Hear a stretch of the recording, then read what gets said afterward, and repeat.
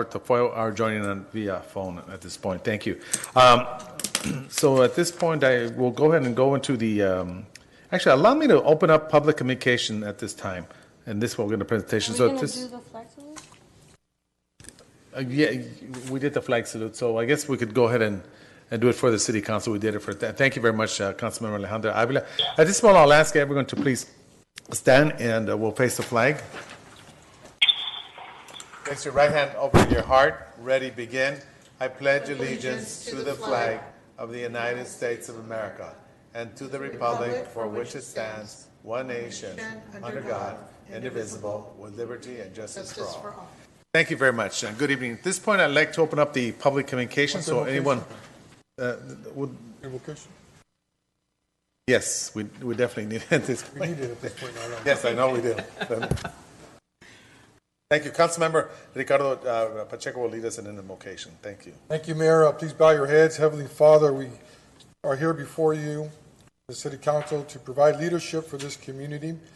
And we ask you to give us the guidance and direction for our president, for our leaders in the state Congress, in the state, and here at the local level. Protect our police officers, our firefighters, and all those that are first responders. And especially in this time, we ask you to watch over those and bless those that have this disease that is coming throughout the world. And we ask you to watch over all of us and get us safely through this. Amen. Thank you very much, Councilman Ricardo Pacheco. At this point, I will now open a public communication. Anyone wishing to speak, please state your name, your address. Your name. You have 3 minutes. The address used to be years ago. See no interest, I now declare the... Calling somebody. Thank you. Oh, thank you. Well, you know what? Let's just go ahead and bring him up here. I mean, right in that area. Microphone set up there. Yes, there. Okay.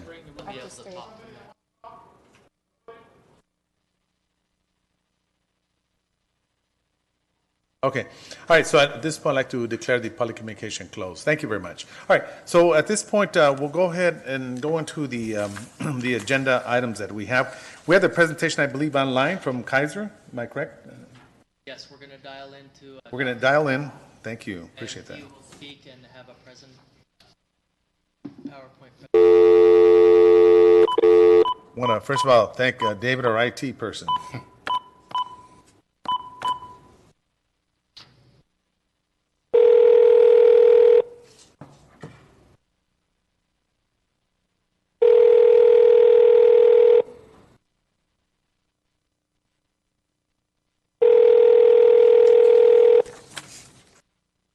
The presentation will be held by Dr. Jack Chow. Oh, this is Jack Chow. Thank you.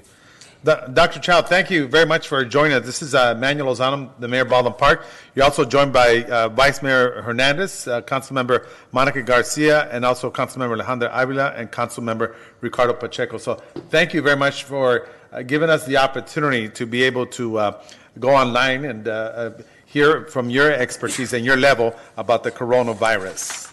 Thank you, Doctor. Well, wonderful. Thank you for inviting me. And do I have this slide up here that you can see? Yes, yes, it is, Doctor. Okay, wonderful. And someone will hopefully drive that slide. And I want to thank you all for the opportunity to update the City Council as well as the community. I hope that they're joining virtually and that we're doing appropriate social distancing as we're heading into this novel coronavirus situation that many, not just federal, state, but local states of emergencies has been declared. I just wanted to take this opportunity to inform you and the public of the situation, what we are doing, and the ask will be what you can do as a council and as a community to help us sustain the healthcare delivery for our communities. Next page, please. So what is novel coronavirus? Just to keep this thing in perspective, next slide, yes. What is COVID-19? COVID-19 is a term for this novel coronavirus. We know that we do have coronavirus. So the first thing that we need to set things straight is that coronavirus is not new. there is a novel strain of coronavirus. We know that since the 1970s, there are 4 strains that normally circulate that causes common colds. And that usually takes about 10 to 30% of the winter common colds are coronaviruses. And fortunately, coronavirus in the past did not cause severe diseases, with the exception of a SARS outbreak in 2002 and MERS outbreak in the Middle East after that, and the current novel coronavirus, what we're calling the disease as COVID-19. So the COVID-19 is a disease describing the symptoms of this novel coronavirus.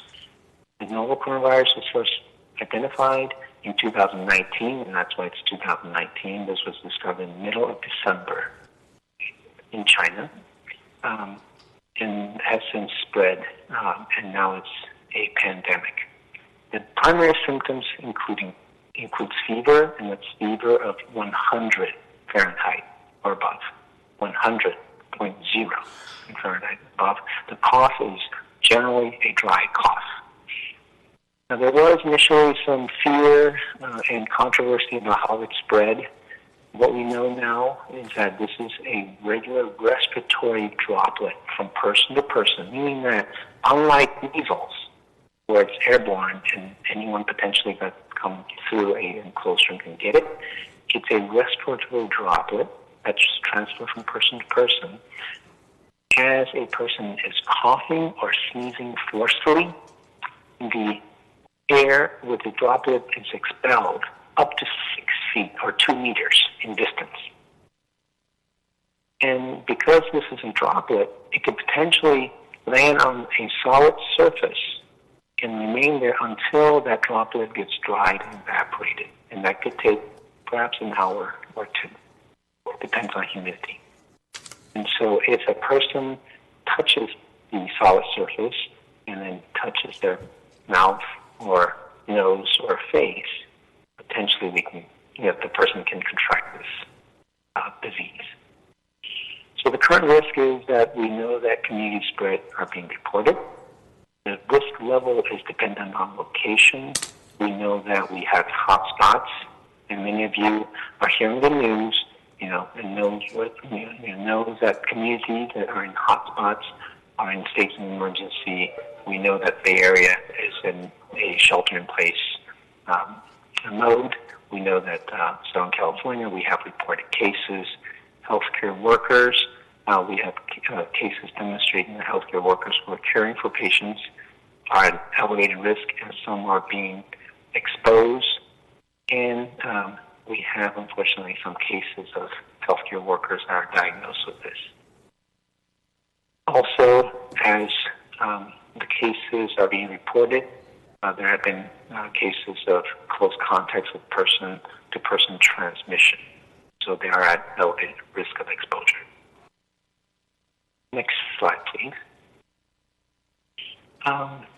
I enclosed some of the latest statistics, but I just want to let you know when I submitted the slide, and since that time, the numbers have changed, and this is to emphasize that this is a very fluid situation. It is continuing to evolve. You are hearing that some experts are saying that we are about a week or 2 behind Italy. I think, and the fact, the trajectory is that when I submitted the slide a couple of days ago, we only have 3,487 cases reported. As of now, we have 9,261 cases. Total deaths was at 68 nationwide. Now we're up to 150, specifically in California.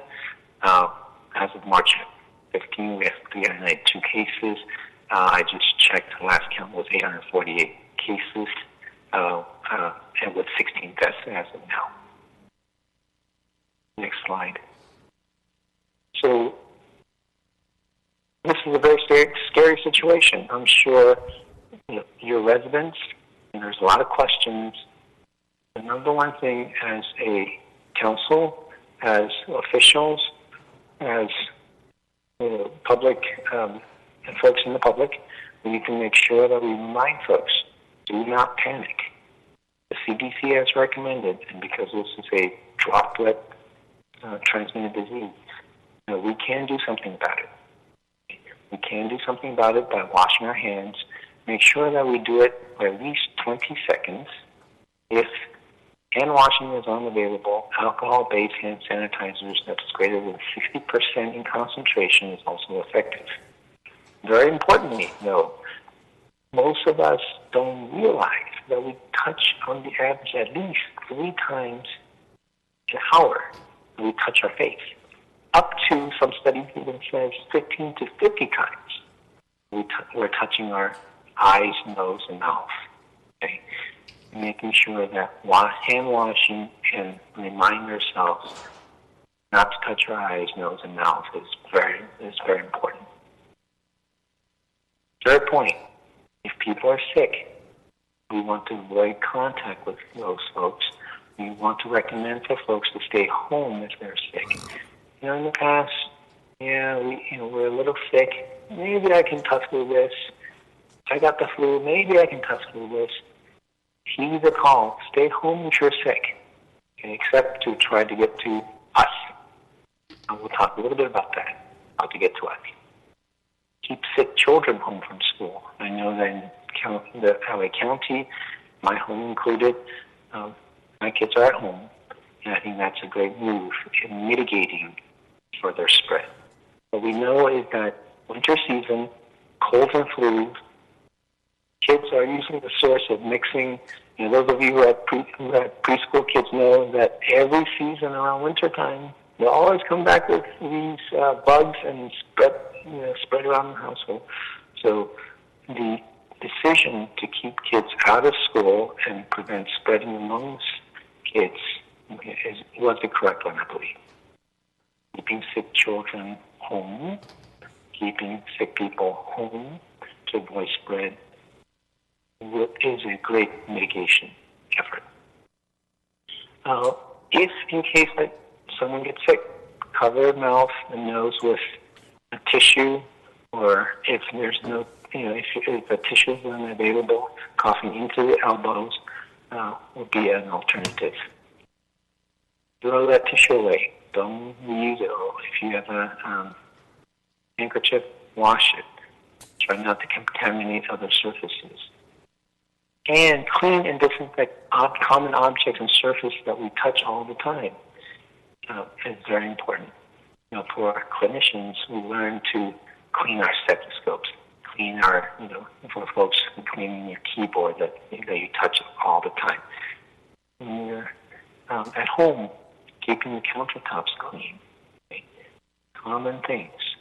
Don't share common stuff such as bowls and spoons, silverware.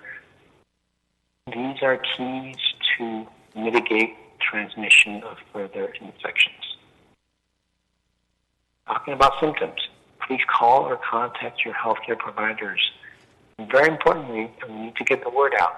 Please don't walk into a facility when you're sick without letting us know ahead of time, especially if you have suspicious symptoms.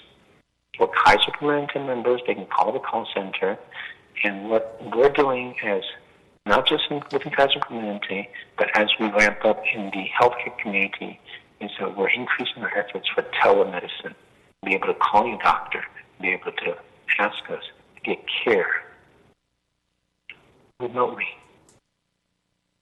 Lastly, be prepared at home. Have a plan in case you get sick. If you're caring for a family member and get sick, how do you isolate yourself? How do you provide care for that family members without the other family members get sick? Next slide, please. So what is Kaiser Permanente doing in terms of heading on, preparing for this outbreak? Well, we've activated our national, regional, and local command centers at Kaiser Baldwin Park. When I'm working, our command center has been activated since Monday. Our senior leaders, and along with our labor leaders across our organization, we're meeting regularly. For a fact, I'm being updated 3 times a day as this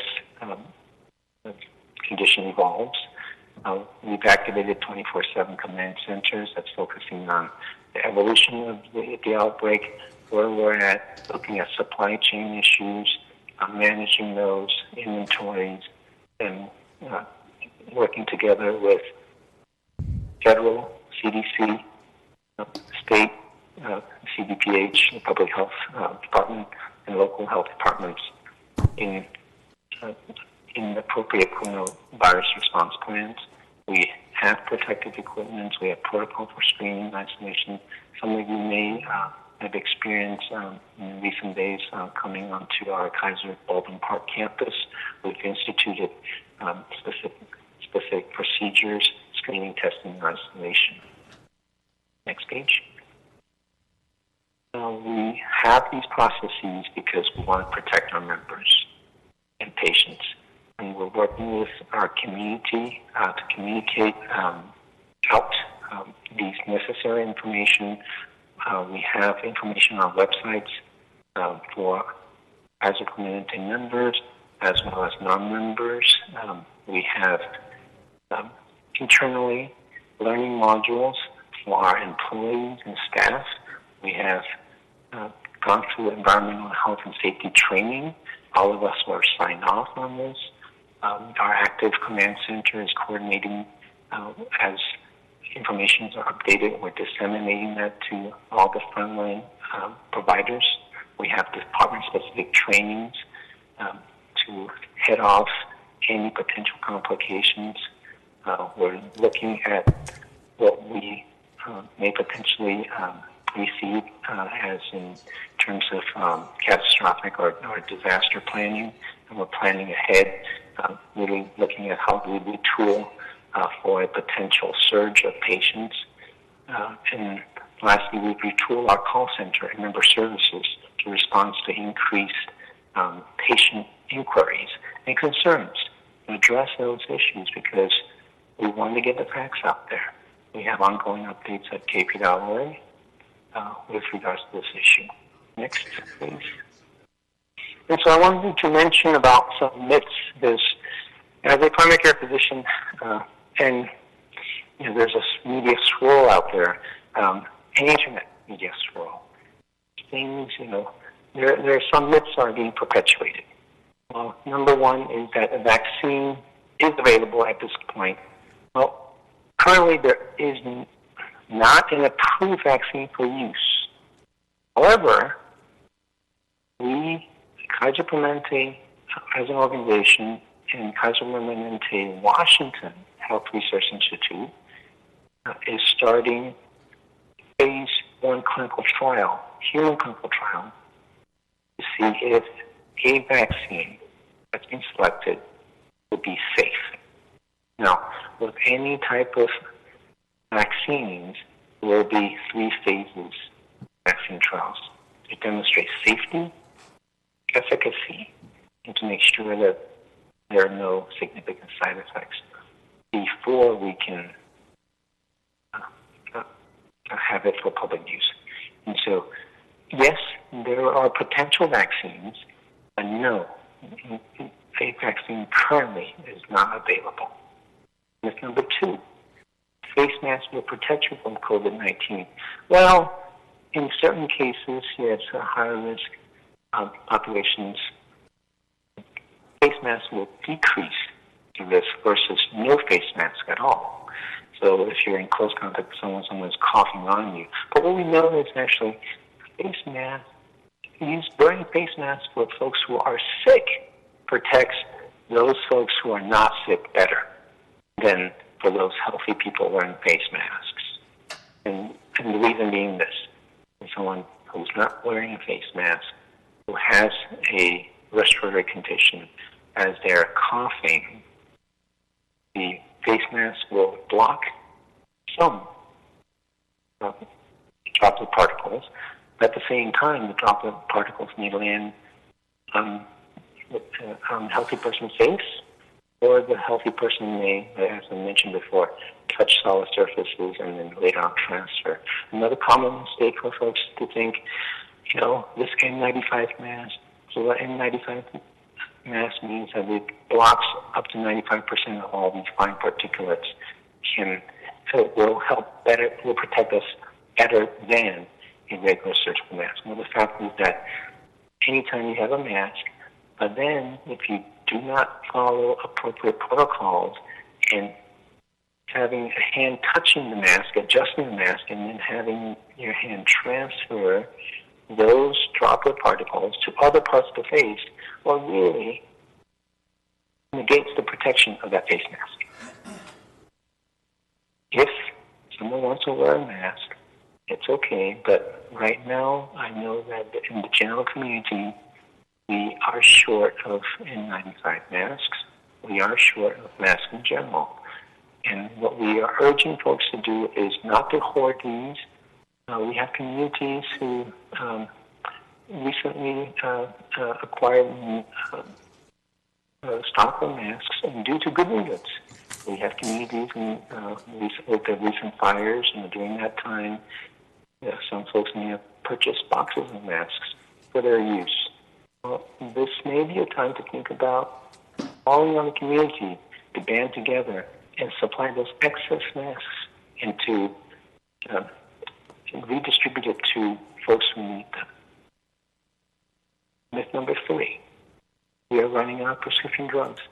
I've seen personally that within Kaiser Permanente and out there's a myth that we're running out of drugs. Well, Kaiser Permanente at this moment is not experiencing any significant drug shortages relating to this issue. There have been runs on certain items that you see in media, right? The fear of coronavirus, we've seen that some pharmacy outlets are running short of common cold and cough medicines. Things, medications that really we need to band together as a community not to hoard, because there may be other members of the community that requires these additional medications. So next page, please. So lastly, I want you to know that masking, okay, for sick people, yes, please do, but please don't hoard the masks. Number 2 is please avoid non-essential air travel. Business travel, I know that the federal administration has recommended a limited number of gatherings. You're doing this virtually. Thank you for doing that. We want to make sure that folks are not gathering unnecessarily. Convert to video and put visits and postpone to other days.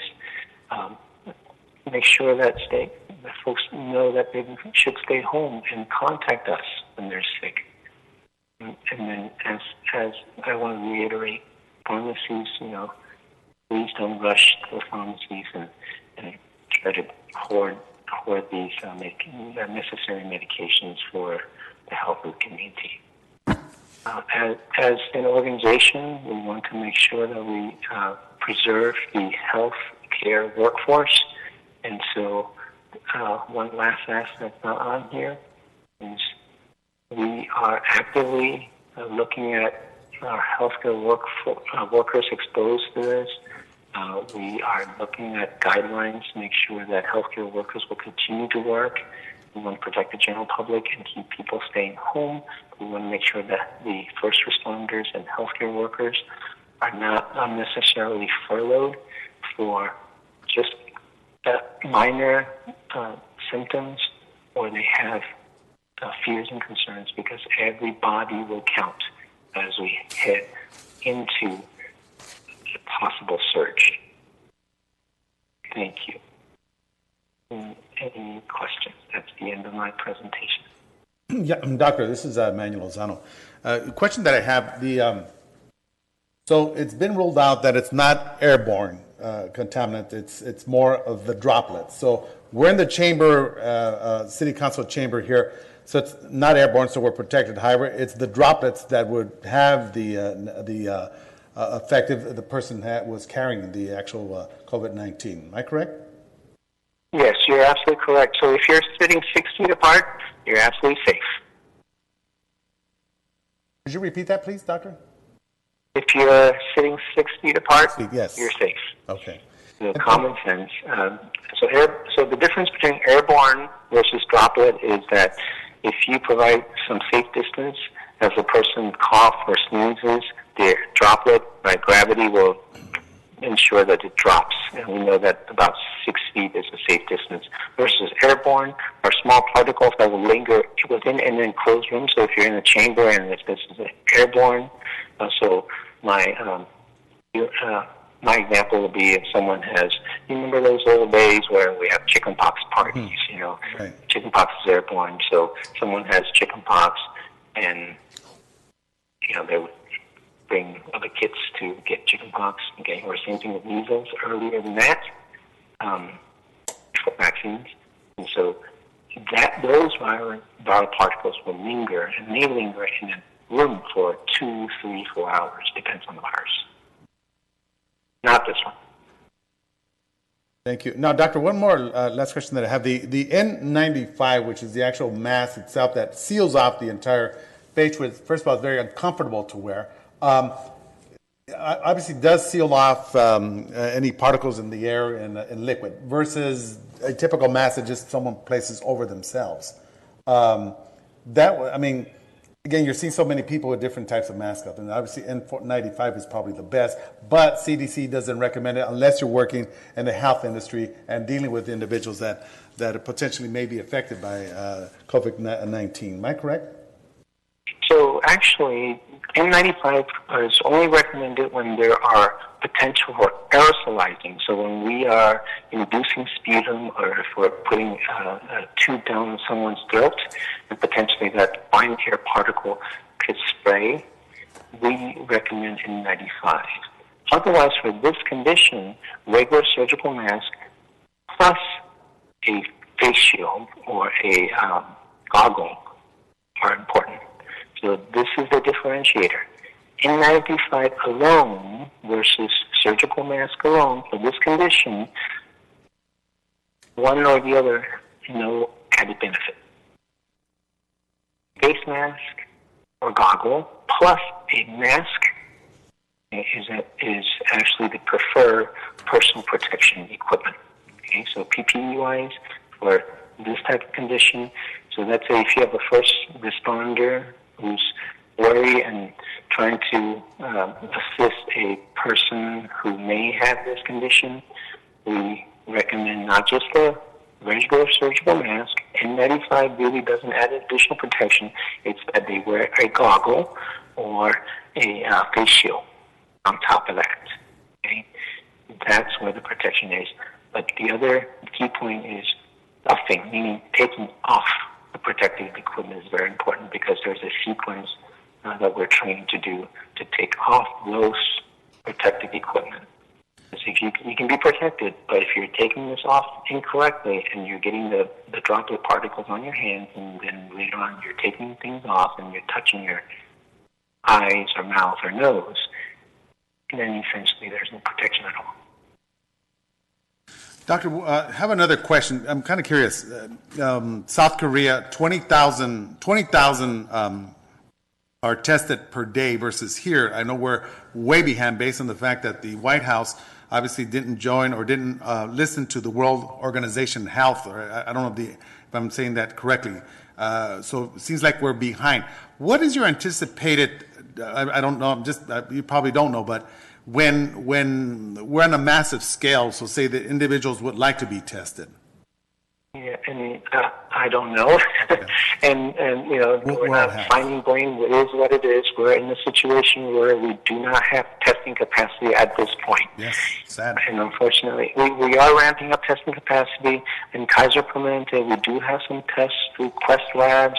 And I know that there was a federal action to increase the amount of production of these. We are short on reagents. We're short on things that we can swab to swab folks. There are newer techniques in collecting specimens, and then we're just waiting for labs to ramp up on those test kits.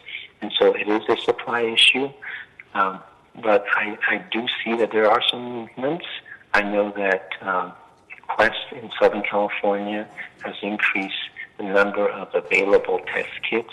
Obviously, we're not at the same level as South Korea.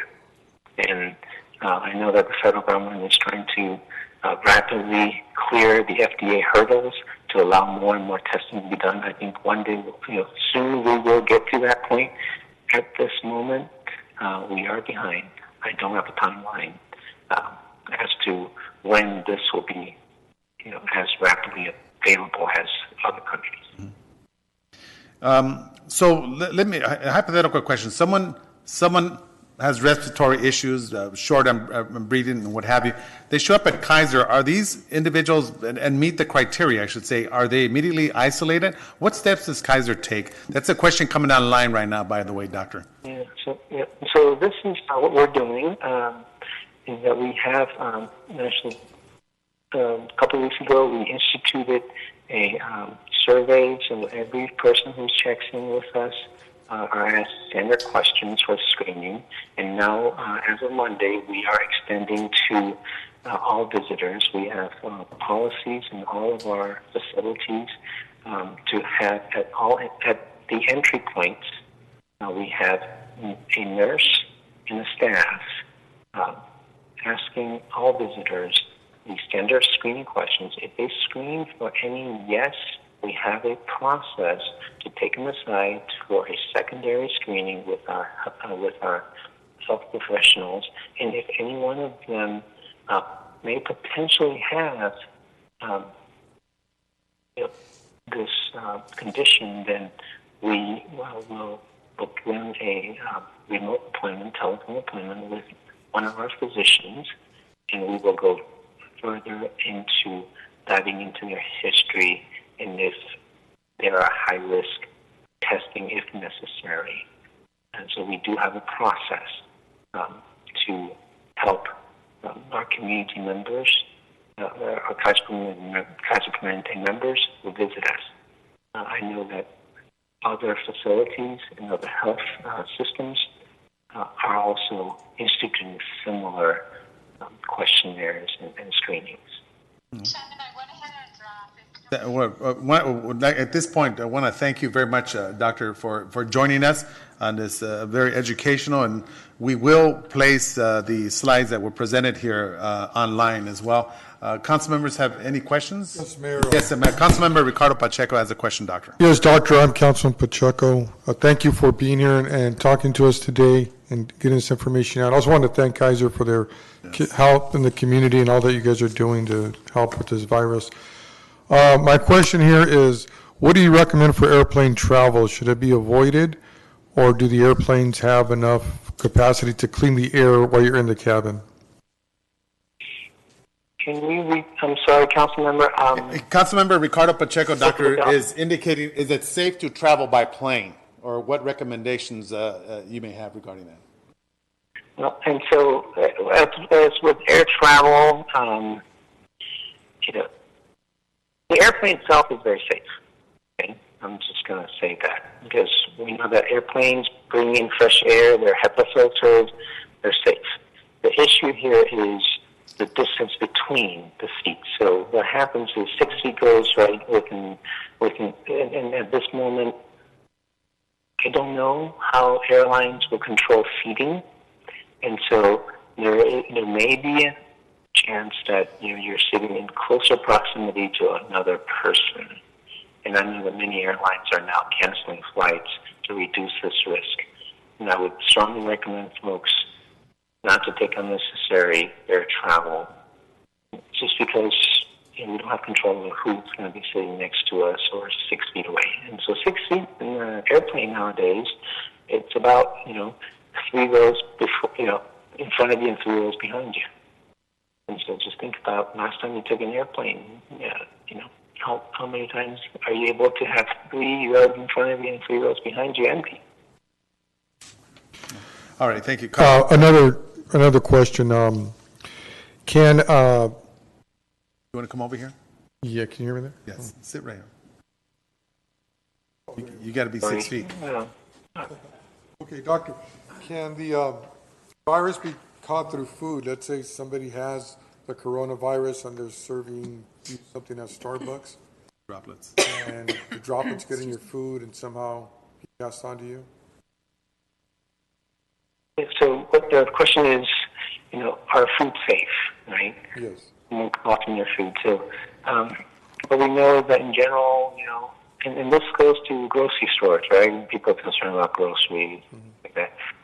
When you go to grocery stores and you're purchasing, let's say, fresh lettuce, things like that, and you're washing it, you're washing the droplets away, okay? You're cooking the food, so you're cooking the viral particles, and in general, it's safe. The issue is the packaging, right? So if someone coughs on that packaging, that surface that sticks, right, and handing that to you, and you happen to contact that surface, and then do not wash your hands and touch your mouth and eyes, so potentially there's transmission there. We don't know exactly how frequently it happens. It's a potential, and that's what we're recommending for anybody. So you mentioned Starbucks. If your employee is sick, tell them, hey, please don't come in. You don't want to infect anybody else. And that goes along with flu, too. Okay, so I just want to remind folks.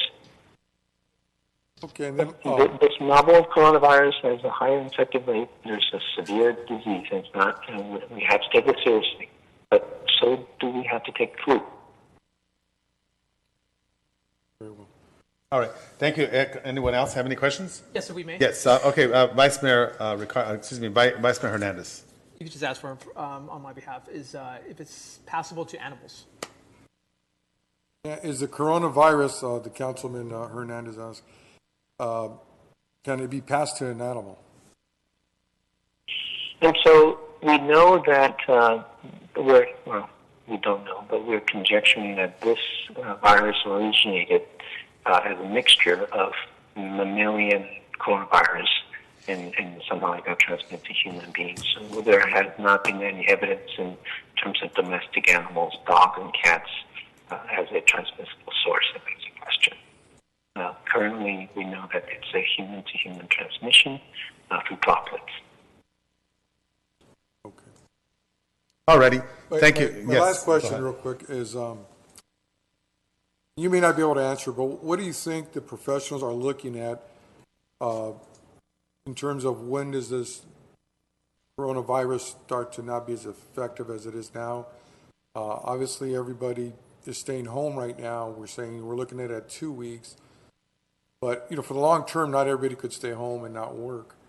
Are there signs that they're looking at to when this disease, maybe when it starts to decrease among the population, we could kind of resume back to normal?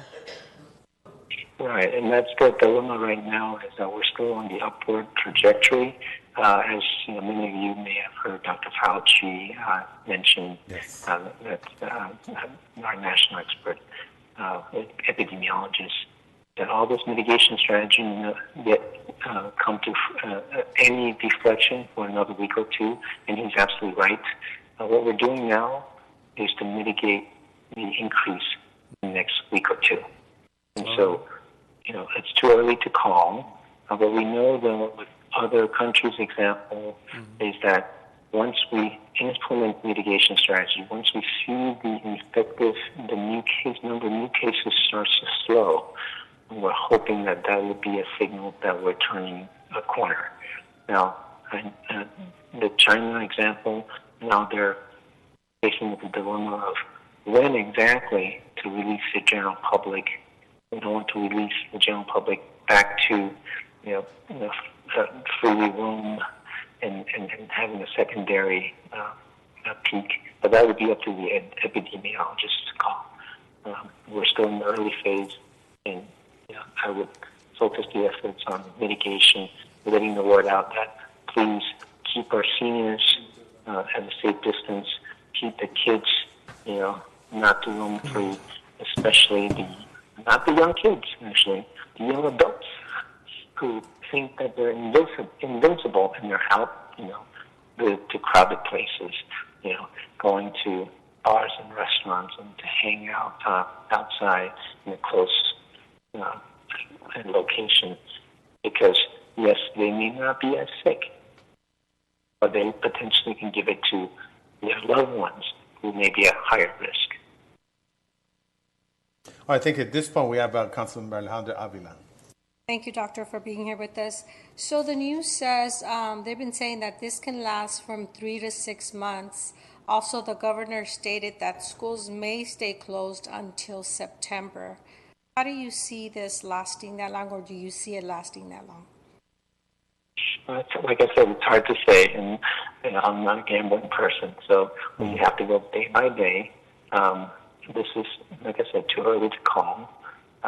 We know that at least the next 2 to 3 weeks, if you have travel plans, I would not bank on that. I'm not sure if it's 3 months or 6 months. We're hoping, and this is the issue here is we have to act decisively. I think the governor did, the local governments, LA County, kudos to all of you that you're making decisive moves to protect the general public. And I think this effort hopefully will bend the trend. We will see that in the next 2 to 3 weeks. It will give us an idea of, are we successful? Because if we're seeing that in 2 to 3 weeks, the trend is slowing down, then I think we would have a more optimistic outlook that this will be lasting shorter. China, started middle of December. They're now seeing the relaxation. And so I know we're not China. I know that we're not South Korea. Italy is still, reeling in dealing with their surge, and we hope we won't run down the path of Italy. But Okay. that's the timeline with other countries' examples. Thank you. Thank you very much. All right, unless there's any other questions, Doctor, I would like to thank you very much for taking this opportunity. And of course, thank Kaiser, a partner in our community, for taking this, and again, for educating the community in general. So thank you very much. Well, thank you for the opportunity. Thank you, Doctor. Bye-bye now. Good night. All right, good night.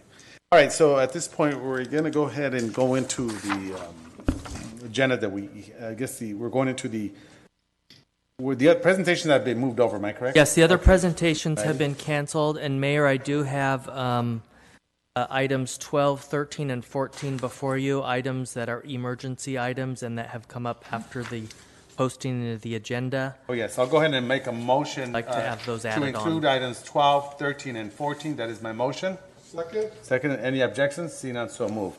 Before I forget, before I actually go on to the next one, just want to say that Cecilia Bernal from the Church of the Redeemer sent a text indicating that the Church of the Redeemer is actively and in full capacity operating and assisting in the community, and it's a very well-known and distinguished church that has contributed immensely to the community. So thank you very much, Cecilia Bernal, if you're hearing me online. Thank you. All right, so at this point, we'll go ahead and go with consent calendars. Council members wishing to pull any items?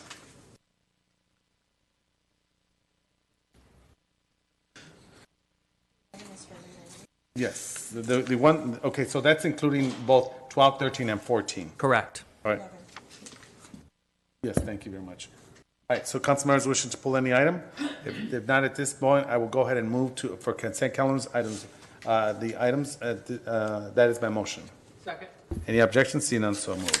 All right, thank you. At this point, we'll go over to the item 6, City Council acting as successor agency of the dissolved Community Development Commission consent.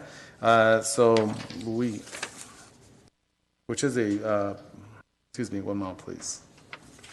All right. So we have the SA1 successor agency to dissolve Community Development Commission of the City of Baldwin Park and Treasurer's Report, January 2020. And we also have the second one, which is the Development Commission of the City of Baldwin Park warrants and demands. So I'll go ahead and make a motion for both SA1 and SA2. That is my motion. Second? Any objections? See none, so moved. All right, the last one, reports of officers, 11 introduced, ordinance number 1452 as a first reading to amend section 33.05 of the position to list of manager positions identified to subsection B2. So at this point, who is? And Mayor, I can Yes. let you know, Sure. so you heard a briefing from the police chief Yes. last week. about a possible reorganization. Yes. This sets the stage for that. That doesn't lock you into it. It's merely adding the position to the municipal code, and we're wanting to get a little jump on that because it requires a first reading, a second reading, and it's not effective for 30 days. Alrighty. So it's still, there's opportunities to massage that organization chart a little bit if we need to. Thank you. Mayor, Go ahead. can Yes, we yes, make comments absolutely. on Councilmember Alejandra Avila, and then follow Councilmember Ricardo Pacheco. Okay, so thank you for that, Mayor. So yes, the presentation was given to us on March 4th, sorry. And at the time of the presentation, City Attorney did advise that it was only a presentation and it was not up for discussion. The presentation was made, however, in order for me to be in agreement with already putting it in as a first reading, I really would like to sit down and have a study session and have more information, because at the time, there was no time for questions, there was no time to even discuss or thoroughly go through the reorganization. And with everything happening, I can't say that I've actually had time to go through the whole thing. I know, Mayor, you mentioned that it was a great report, but we didn't get to see it because it was not added to the agenda until the 3rd at 5:14 in the evening. So I didn't even know it was added until the day of the meeting. So it is very important that I ask for a study session and move this item so we can have time to look at it, discuss it, and then get a better idea of what it is we're having a first reading about. Another thing that was brought up to my attention, and it could be regarding this, it could not be regarding this. I'm just speaking in caution. There was a concern because on March 3rd, 2020, there's a report, a news report. Interim Chief of Police from Santa Paula resigned because of other professional opportunities. What's concerning to me that's that on March 10th, the attorney for the POA, Mr. Castillo Harper, put in a record request asking for documentation of hiring Mr. Rodriguez, although I know there is no record of that. These items are a little confusing. Why is this coming up? We're already requesting to have an assistant chief of police, and all this is kind of tying in. So I really want to look into everything. I want to make sure that things are being done properly. I know there's an open position for a captain that has not been advertised. This has not been advertised either. There has not been any testing done for any of the positions. So again, I want to move this to another meeting so we can have time to study it and then look at it. And another thing that was brought up to my attention was this new organizational chart looks a lot like the sheriff's department. So the question is, are we looking into going to sheriff? I know we're looking into saving money. We have discussed that hiring more police officers so we don't have to have so much overtime will definitely decrease the amount of money we're spending. So I really like to look into all of that before we continue on putting this as a first reading. And that is my motion. Okay, there's a motion on the floor. Is there a second? It dies for lack of a second. Let me first of all say, the myth of the Sheriff's Department has been a campaign. It's kind of reminding me someone doing something from behind the closed doors again. This city will not go to the Sheriff's Department, and we've said that on many occasions. This actual reorganization is no different than the city of Ventura, which has its own police department, and also the city of Santa Ana, which also has a similar.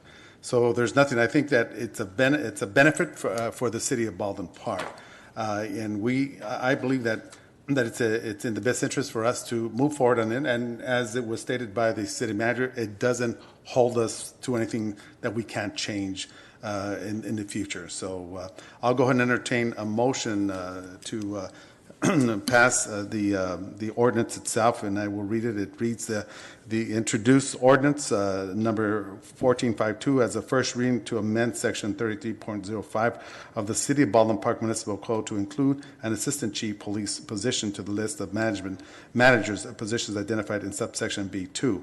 So that is my motion. there a One second? Yes. Objection. 1 second before. Yes, go ahead. I'll second that, but before we take the vote, just for clarification, for, as Councilmember Alejandra pointed out, she certainly has a lot of questions, and Yes, they're all we'll- valid we'll bring that questions. back. My question is, if we vote today, 2 weeks from now, or whatever the case may be, when this comes back at the time, will we be able to then modify or change anything in the second reading? Yes, you could. You could choose not to approve it at the second reading, at which time it could die. You could propose revised language. If it's most likely revised language, it would have to be reintroduced as a first reading and come back again for a second reading. Okay, thank you very much. I feel comfortable Mayor, with that. I'm, Yes, go ahead. Okay, there's a motion, there's are a you- motion. he's still done. No, I appreciate that. Thank you There's again. there's a motion that was seconded. One objection? Objection. So at this point, I will ask Madam City Clerk, Ms. Gina Ayala, to take roll call. Thank you. Councilmember Ricardo Pacheco, I think you have to go with the motion. I said, yeah. sorry, Mayor. You have to Lozano. start. Yes, that's fine. Okay, yes. Councilman Ricardo Pacheco, That's the person who seconded. Yeah. excuse me, Mayor Pro Tem Paul Hernandez, Yes. Councilmember Ricardo Pacheco, That would be the person who objected. You're right. Go ahead. Councilmember Alejandra Avila, No. And just for clarification, all I want is clarification in a study session. I'm not saying that I don't agree with it, but it's always wise to have clarification before we move forward with anything. Thank you. Councilmember Ricardo Pacheco. Before I answer, a quick question. So this is just to add it to the list of managers. It doesn't mean we're going to implement. That's correct. You could add it to the list and never fill the position. There's actually a couple positions in the code that we don't currently utilize, and we just leave them vacant. So it's got to go through a budget process to be able to fill it, right? Correct. There's It needs no to come money. back to the council. You need to approve the job descriptions. You need to approve the organizational chart, and you need to approve any budgeting that goes along with that. Okay, so there's still time for There's a questions. process. So. It's too much to go through still. Okay, so. Okay, I'll vote yes. All right, so at this point, the motion passes. And 3-1. Councilmember Monica Garcia. Yes, that's right. Councilmember? I'm sorry, she had to drop off. Okay. All right, so the motion is 3-1. So the motion goes through. All right, so at this point, council members have anything to share before I close out the city council meeting? No. If not, at this point, I'll go ahead and move for adjournment of the city council. That is my motion. Second. Second by Vice Mayor Paul Hernandez. Any objections? See none, so move. At this point, I'd like to open up the, before I do that, allow me to just read something real quick that I need to read for the record. All right, councils are also members of the Board of Directors of the Housing Authority and the Finance Authority, which are concurrently convening with the City Council this evening, and each council member is paid an additional stipend of $30 for attending the Housing Authority meeting and $50 attending the Finance Committee. So at this point, I'd like to open up the Baldwin Park Housing Authority, and we have consent calendars, items 1 and 2. I'll go ahead and make a motion to move for consent calendars, items 1 and 2. Second. It was seconded by Councilmember Ricardo Pacheco. Any objections? Seeing none, so move. At this point, I'd like to go ahead and move for adjournment of the Housing Department. That's my motion. Is there a second? Second. Second by Vice Mayor Paul Hernandez. Any objections? Seeing none, so move. All right, the next one that we have, I'd like to open up the Baldwin Park Finance Authority. We have consent calendars items 1, which is the treasury report. I'll go ahead and make a motion to move. To approve? Second by Vice Mayor Paul Hernandez. Any objections? Seeing none, so move. At this point, I'll go ahead and move for adjournment of the Finance Authority. Second. Any objections? Seeing none, so move. At this point, good evening, Viva Baldwin Park.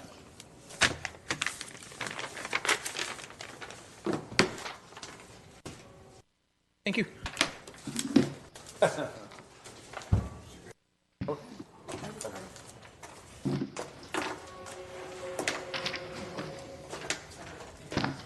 can meet with the directors real quick, just for a couple minutes. I just saw your